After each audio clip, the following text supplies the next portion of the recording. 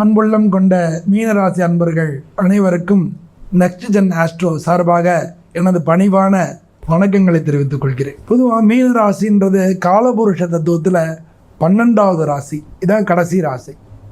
இது ஒரு பெண் ராசி, அது மட்டும் இல்லாமல் நீர் ராசியும் கூட. இது உபய ராசியாக இருக்குது, அதாவது ரெட்டை மனசு உள்ளவங்களாக இருப்பாங்க. அதனால இந்த ராசியை சேர்ந்தவங்க 24 மணி நேர பணிகளில் இருக்கிறவங்க. பொதுவாக நிறைய தொழிலதிபர்களை பார்க்க முடியும். பிஸ்னஸ் மேனாக இருக்கிறவங்க, கேஷியரு, அது மாதிரி fancy business, fancy store, fancy business, பெண்கள் சம்மந்தப்பட்ட ஃபேன்சி பிஸ்னஸ் செய்கிறவங்க, கல்வித்துறையில் இருக்கிறவங்க, இவங்களாம் இந்த ராசியில் இருக்கிறவங்கள பார்க்க முடியும். இவங்களுக்கு பொதுவாக சூடு சம்மந்தப்பட்ட பிரச்சனைகள் அதிகமாக வரதுக்கு வாய்ப்பு இருக்குது. இரத்தப்போக்கு வரும், பெண்களாக இருந்தால் இரத்தப்போக்கு வரும், மூட்டு வலி வரும், வயிற்று உபாதை ஏற்படும், அலர்ஜிஸ் வரும். இவங்க பொதுவாக நடுத்தர உயரமாக இருப்பாங்க, கம்பீரமான தோற்றம் உள்ளவங்களாக இருப்பாங்க, எப்போதும் சந்தோஷமாக இருக்கணும் அப்படிங்கிற உணர்வு உள்ளவங்களாக இருப்பாங்க. இவங்க நேர்மையாக இருப்பாங்க, எல்லாத்தையும் எளிதான பழகக்கூடிய தன்மையோடு இருப்பாங்க. அது மட்டும் இல்லாமல் இவங்க நல்ல இங்கிதம் தெரிஞ்சவங்க. பொதுவாக எப்படி நடக்கணும், எப்படி பேசணும் அப்படின்னு இங்கிதம் தெரிஞ்சவங்க. அதனால் இவங்க ஒரு நாளும் கண்ணிய குறைவாக நடக்கவே மாட்டாங்க, மரியாதை குறைவாகவோ கண்ணிய குறைவாகவோ நடக்கவே மாட்டாங்க. பொதுவாக இவங்களுக்கு வட்டி தொழில், நிதி நிறுவனம் நடத்துறது, அதாவது ப்ரைவேட் ஃபைனான்ஸ், அது மாதிரி நிதி நிறுவனம் நடத்துறது, சிட் ஃபண்ட்ஸ் அதெல்லாம் நடத்துறது, இதெல்லாம் சொந்த தொழிலாக அவங்களுக்கு இருக்கும். ஒரு சில பேருக்கு அப்பாவோட தொழிலே உங்களுக்கு அமையறதுக்கான வாய்ப்புகள் நிறையா இருக்குது. அது மாதிரி பேங்க்கில் வேலை பார்க்குறவங்க, பத்திரிகையில் வேலை பார்க்குறவங்க, அதில் முக்கியமான பொறுப்பில் உள்ளவங்க நிறையா பேர் இந்த ராசியில் இருக்கிறது வாய்ப்புகள் நிறையா இருக்குது. இவங்க பிடிவாதமும் செய்கிற செயலில் உறுதியாக இருந்து வெற்றி அடைகிற தன்மை உள்ளவங்களாக இருப்பாங்க. இவங்க பொதுவாக ஒரே ஒரு விஷயந்தான், சொந்தங்களோட சேர்ந்தவங்க தொழில் பண்ணக்கூடாது. இதெல்லாம் மீனராசிக்கு உள்ள பொதுப்படையான பலன்கள். இந்த பலன்கள் எல்லாருக்கும் உங்களுடைய ராசிக்கு உங்களுடைய ஜாதகப்படி எப்படி இருக்குது, உங்களுடைய ஜாதகத்தில் என்ன தசாபுதி நடக்கிறது, உங்களுக்கு கிரகங்கள் எங்கே இருக்குது, அதனால் உங்களுக்கு இதில் என்னென்ன மாற்றங்கள் இருக்குது, உங்களுக்கு நீங்கள் செய்ய வேண்டிய காரியங்களை செய்கிறதுக்கான காலங்கள் இருக்கா அப்படின்றதுனா ஒவ்வொருத்தருக்கும் இந்த ராசிலே பிறந்த 10 வயசு பையனும் இருக்கலாம், அவனுக்கு வேறு தசாபுதி நடக்கும். 20 வயசு பையனும் இருக்கலாம், அவனுக்கு வேறு தசாபுதி நடக்கும். 40 வயசு பையனும் இருக்கலாம், அவனுக்கு வேறு தசாபுதி நடக்கும். ஸோ அவங்களுடைய ஜாதகத்தில் எப்படி இருக்குது அப்படின்றது தெரிஞ்சுட்டு அதுக்கு தகுந்த மாதிரி நீங்கள் முடிவுகள் எடுத்துக்கலாம். உங்களுக்கு அஸ்ட்ராலஜிக்கலாக கன்சல்டேஷன், என்னுடைய கன்சல்டேஷன் வேணும்னா கீழே நம்பருக்கு நீங்கள் வாட்ஸ்அப்பில் உங்கள் பேர், உங்கள் டேட் ஆஃப் பர்த்து, நீங்கள் பிறந்த தேதி, நேரம், இடம் இதெல்லாத்தையும் எனக்கு அனுப்பிச்சு என்கிட்ட அப்பாயின்மெண்ட் ஃபிக்ஸ் பண்ணிட்டீங்கன்னா நம்ம நேரடியாக பேசுகிறது வாய்ப்புள்ளாக இருக்கும். நீங்கள் என்கிட்ட அப்பாயின்மெண்ட் ஃபிக்ஸ் பண்ணிட்டு நம்ம நேரில் பேசி அஸ்ட்ராலஜிக்கலாக என்னுடைய கன்சல்டேஷன் உங்களுக்கு கிடைக்கும். வாங்க நம்ம இந்த ஆவணி மாதம் எப்படி இருக்குன்னு, மீனராசிக்கு எப்படி இருக்குன்னு பார்க்க போகிறோம். இந்த ஆவணி மாதம்ன்றது ஆங்கில மாதத்தில் 17/8/2024 16/9/2024 வரைக்கும் இருக்குது. உங்கள் ராசியிலேயே ராகு பகவான் இருக்கார்.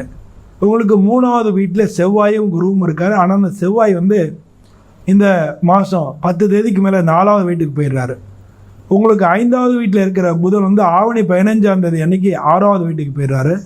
6வது வீட்டில் ஏற்கனவே இருக்கக்கூடிய சூரியனோடு சேர்ந்து புத ஆதித்ய யோகம் 6வது வீட்டில் நடக்கிறது. 7வது வீட்டில் கேது இருக்கார். அங்கே 6வது இருக்கிற சுக்கிரன் ஆவணி 10ஆம் தேதியே கேதுவோடு போய் சேர்ந்துடுறாரு. உங்களுக்கு 12வது வீட்டில் சனி பகவான் வக்ரமாக இருக்கார். உங்களுக்கு 7.5 சனி நடந்துட்டுருக்கு. இதுதான் ஜென்ரலாக இன்றைக்கி இருக்கக்கூடிய ஒரு கிரக சிச்சுவேஷன். இந்த கிரக சிச்சுவேஷனில் இந்த மாதத்தை பொறுத்தளவில் உங்களுக்கு ராசியிலேயே ராகுவும் 7 கேதுவும் இருக்கலாம். அடிக்கடி உடம்பு தொந்தரவு, ஜெரிமான பிரச்சனைகள், அது மட்டும் இல்லாமல் ஸ்கின் சம்மந்தப்பட்ட அலர்ஜி, சில இடத்துல அரிப்பு, ரேஷஸ், இது மாதிரி ஸ்கின் சம்மந்தப்பட்ட பிரச்சனைகள் இருக்கலாம். பொதுவாக இந்த ராசியை சேர்ந்ததில் இந்த 3வது வீட்டில், அவங்க ராசியிலேருந்து 3வது வீட்டில் செவ்வாயும் குருவும் இருந்தால் எந்த ஒரு காரியத்திலையும் உங்களுக்கு குழப்பமான ஒரு மனநிலைமைகள் இருக்கும். கண்ணை கட்டி காட்டில் விட்டா மாதிரி இருக்கும். உங்களுக்கு தொழில் ஸ்தானாதிபதியும் குருவே இருக்கிறதுனால தொழில் ரீதியாக என்னென்ன மாற்றங்கள் செய்யலாம், இப்போ வேலைகள் என்னென்ன மாற்றங்கள் செய்யலாம் அப்படின்றதுலாம் பயங்கர குழப்பங்கள் இருக்கும். வேலை பார்க்குறவங்க பல பேருக்கு வேலை போல் அதிகமாக இருக்கும். மேலதிகாரிகளுடைய உங்களுக்கு ப்ரெஷரும் அதிகமாக இருக்கும்.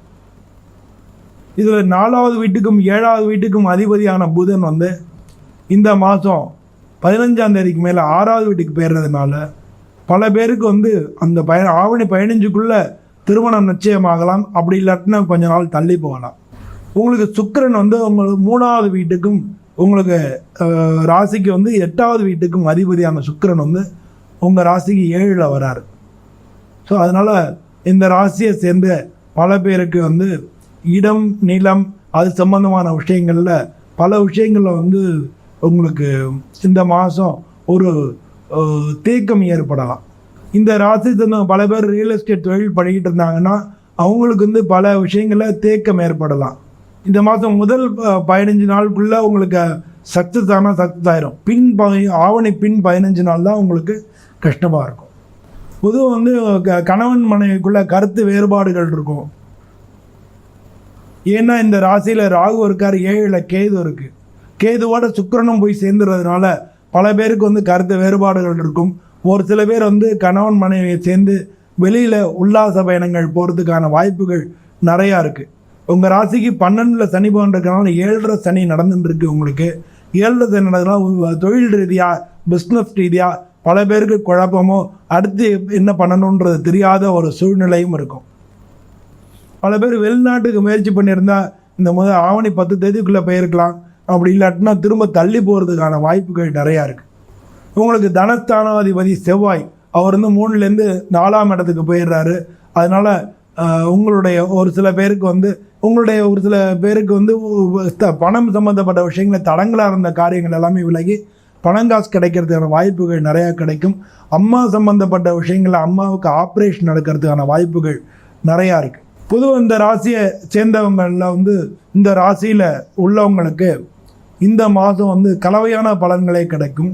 பொதுவாக இந்த ராசிக்கு அதிபதி குருன்றதுனாலையும் உங்களுக்கு வந்து 6வது வீட்டுக்கு அதிபதி சூரியன் அங்கேயே ஆட்சியாக இருக்கிறதுனாலையும் சிவபெருமானை வணங்குறது இந்த மாதம் மிக நல்ல பலன்களை கொண்டு கொடுக்கும். அதுவும் வியாழக்கிழமை வந்து கொண்டகளில் மாலை போட்டு குருவுக்கு வந்து ஒரு அர்ச்சனை பண்ணிட்டு வாங்க. பல விஷயங்கள் வந்து உங்களுக்கு தடைகள் நீங்கி நல்லது நடக்கும். உங்கள் குடும்பத்திலேயும் மகிழ்ச்சி நிலவும். இல்லாட்டின உடல் ரீதியான பாதிப்புகளும் விலகும்.